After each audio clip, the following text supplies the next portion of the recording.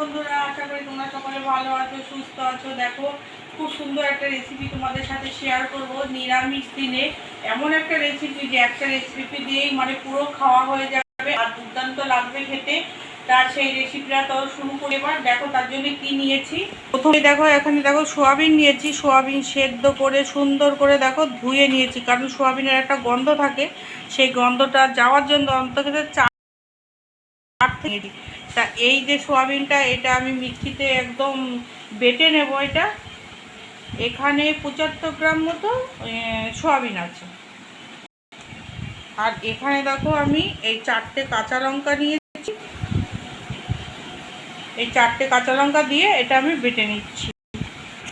দেখো বন্ধুরা, সোয়াবিনটা বেশ ভালো করে বাটা হয়ে গেছে। দেখো, এই দেখো এরকম বাটা হয়েছে। এবার যদি না হয় একটুখানি জলে ছিটে দিয়ে নেবে, কিন্তু বেশি দেবে না, কারণ কি বেশি দিলে ভালো হয় না অনেকটা। ওই এটা যে মানে টাইট করার জন্য তোমরা ময়দা দাও, কর্নফ্লাওয়ার দাও বা বেসন দাও, যেটাই দাও না কোনো অনেকটা লাগবে।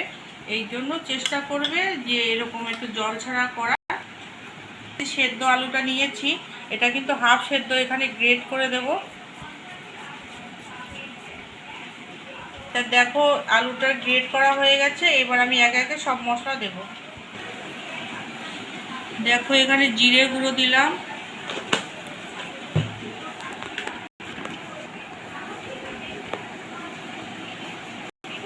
ধনে গুঁড়ো দিচ্ছি। এগুলো সব শুকনো খোলায় ভাজা। যেহেতু নিরামিষ একটুখানি চিনি দিলাম।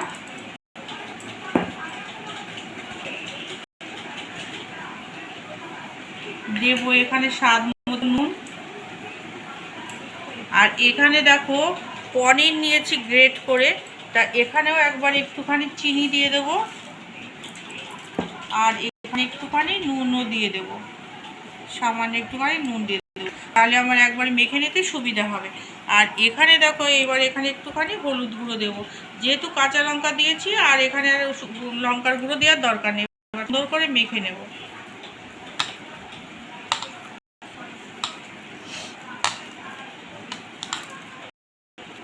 বন্ধুরা দেখো কর্নফ্লাওয়ার নিয়েছি, এখানে এবার কর্নফ্লাওয়ার দেবো, কারণ এটা একটু টাইট না হলে ভালো হবে না।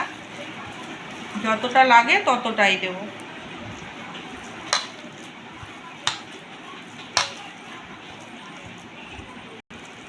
সুন্দর করে মেখে নিয়েছি। এখানে যে পনিরটা যে চিনি নুন দিয়েছিলাম, এটা একটুখানি ভালো করে মেখে নেব। পনিরটা মেখে নিয়েছি। এইবার দেখো যে পুরটা করেছি, বেশ অনেকটা পুর নেব। এইভাবে এই হাতের মধ্যে এইভাবে একটু জায়গা করে নিলাম, নিয়ে এখানে যে পনিরটা এইভাবে দেব।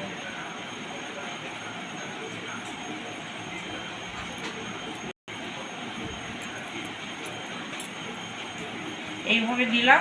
এইবার কি করব, এইরকম করে একটু প্রেশার দিয়ে এইরকম করে করব। এই দেখো এইরকম করে করব, যে এই মুঠের যে দাগটা হয় না, এইটা যাতে এরকম করে হয়। সেগুলো আরেকটা করে দেখাচ্ছি। আরেকটা করলাম, এইভাবে বাকিগুলো করে নিচ্ছি। দেখো বন্ধুরা, রান্নাঘরে চলে এসেছি আর কড়াইতে সাদা তেল দিয়েছি। দেখো তেলটা গরম হয়ে গেছে। এখন এই মোচাগুলো ভেজে নেব। একটুখানি উল্টে দিচ্ছি। দিয়েছি, এবার এখানে অল্প অল্প করে দেবো আমি।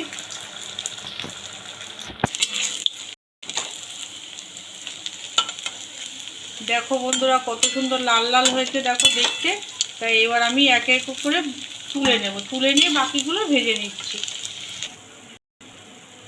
হয়ে গেছে, বাকিগুলো ভেজে নিচ্ছি। তোমরা বড়াগুলো কত সুন্দর দেখো, এই মোচাগুলো ভাজা হয়েছে। আর কড়াইতে দেখো অনেকটা তেল আছে, একটুখানি তেল কমিয়ে নেব। চালু রেখেছিলাম, এটাও সেদ্ধ করা আছে, তাই এটা এই 4 পিস হলো। এবার এটা এখানে একটুখানি ভেজে নেব।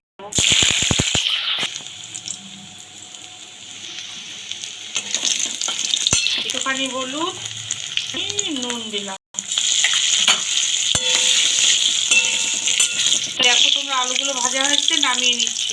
এগুলো দেখো একটুখানি গোটা জিরে দিলাম, ধনে গুঁড়ো একটুখানি লঙ্কা গুঁড়ো, একটুখানি জিরে গুঁড়ো, ধনে গুঁড়ো, লঙ্কা গুঁড়ো সব এলোমেলো হয়ে যাচ্ছে। তা এটা একটুখানি জল দিয়ে গুলে নেবো। দেখো গোটা এলাচ নিয়েছি, দুটো লবঙ্গ আছে, দুটো গোলমরিচ আছে, একটুখানি দারচিনি আছে, সব একটুখানি ফাটিয়ে নিয়েছি। একটা ফোড়ন দিয়ে দেবো। দেখো এখানে জল দিয়ে গুলে নিয়েছি, মশলাটা দিয়ে দিলাম। এখানে দুটো তেজপাতা দিয়ে দিলাম। এবার তোমাদের বলি, দেখো আমরা মাছের মুইঠা তো খাই, তা এই যে সোয়াবিনের কেমন মানে কি বলবো, ভাবলেই কেমন লোভনীয় ব্যাপার হয়ে যাচ্ছে না, এত সুন্দর সোয়াবিনের মুইঠা, তা আবার পুর ভরা, মানে একটা অন্যরকম ব্যাপার। তা তোমরা চাইলে এখানে কি বলবো পেঁয়াজ রসুন দিয়েও করতে পারো। তা আমি তো এটা নিরামিষভাবে করেছি, তাই এটা পেঁয়াজ রসুন আর দিলাম না। এখানে একটু হলুদ গুঁড়ো দিলাম, আর দেবো এখানে সামান্য একটুখানি চিনি দেবো। ভালো করে কষিয়ে নেবো মশলাটা। দই নিয়েছি, দইটা একটুখানি ফেটিয়ে নেব। তা তোমাদের বলি, এখানে টক দইও না, এটা মিষ্টি দইও না, মানে এরকম আর কি, অল্প টক মিষ্টি দইটা ছিল, তার জন্য এটা এখানে দিয়ে দিচ্ছি। এখানে দেবো একদম সামান্য। এবার ভালো করে ফেটিয়ে নেবো। এখানে দইটা দিয়ে দিলাম, একটুখানি কষিয়ে নেব। দেখো তোমরা মশলাটা খুব সুন্দরভাবে কষানো হয়ে গেছে। এবার একে একে এখানে এই মুইঠাগুলো ছেড়ে দেব। সামান্য একটুখানি জল দেব, একদম সামান্য, এটা গামা হবে। আর আলু তো সেদ্ধই আছে, ওই জন্য বেশি জলের প্রয়োজন নেই। এটা একটুখানি ফুটবে। রান্নাটা কমপ্লিট হয়ে গেছে, কত সুন্দর লাগছে দেখো। তাই এখানে একটুখানি গরম মশলার গুঁড়ো দিলাম, একটা বন্ধ করে দিলাম। আর এইবার আমি নামিয়ে নেবো। কত সুন্দর লাগছে দেখতে, সত্যি অপূর্ব সুন্দর। তোমরাই বলো নিরামিষ দিনে এরকম রান্না হলে আর কিছু লাগবে কিনা বলো, কত সুন্দর হয়েছে দেখতে দেখো।